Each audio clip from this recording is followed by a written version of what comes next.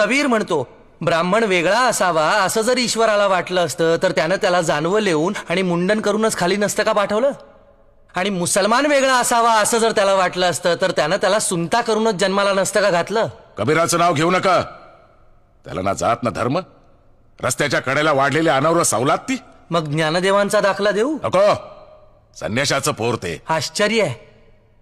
ज्ञानदेवांना आणि त्यांच्या भावंडांना बहिष्कृत न करण्याच्या बदल्यात तुम्ही त्यांच्या मातापित्यांना जलसमाधी घ्यायला लावलीत आणि तरीही त्यांच्यावरचा संन्यासाचं पोर हा बट्टा जात नाही. बर, मग पैठणचे एकनाथ महाराज? नको. तुम्हाला वेद नको, अद्वैत तत्वज्ञान नको, वारकरी परंपरा नको, मग तुम्हाला हवाय तरी काय? अहो, जिथे अंधार होता तिथे दिवे लावण्याचा आम्हाला अधिकार नाही असं तुम्ही म्हणता, तर मग तुम्ही दिवे लावायचे. आम्ही काय करावं हे तुम्ही सांगू नका. ज्ञान मिळवण्याचा अधिकार प्रत्येकाला आहे.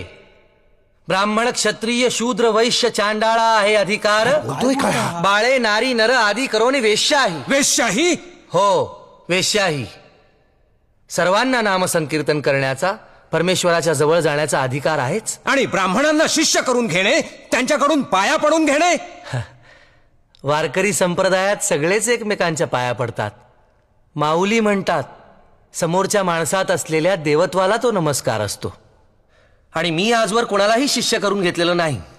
शिष्य करणं, मठ स्थापन करणं, व्यापारी वृत्तीनं शोषण करणं ही या मंबाजी सारख्यांची कामं. तुकोबा, तुम्ही किती बडबड केलीत तरी स्मृती श्रुतीप्रमाणे तुम्ही गुन्हा केलेला आहे. या गुन्ह्याची शिक्षा काय आहे तुम्हाला माहितीये? स्मृती ग्रंथात सावकारी करणाऱ्या, सेवा करणाऱ्या, शेती करणाऱ्या ब्राह्मणांना शूद्र म्हटलंय. हेही तुम्हाला ठाऊक असेलच.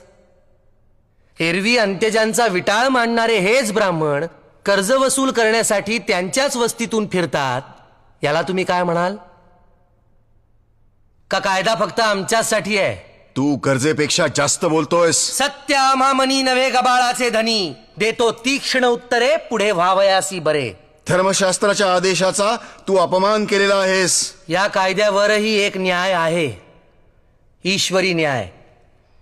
या धर्मपीठावरही एक पीठ आहे ज्याची योजना तुम्ही अवेरताय. तुझा गुन्हा दुर्लक्ष करता येण्यासारखा नाही. हे धर्मपीठ आदेश देत आहे की यापुढे तुला काव्य करता येणार नाही. आतापर्यंत रचलेल्या काव्याच्या वह्या पाण्यात बुडवाव्या लागतील, अन्यथा तुझी स्थावर जंगम मालमत्ता जप्त करण्यात येईल, तुला निष्कासित करण्यात येईल आणि तुझ्यावर बहिष्कार टाकण्यात येईल.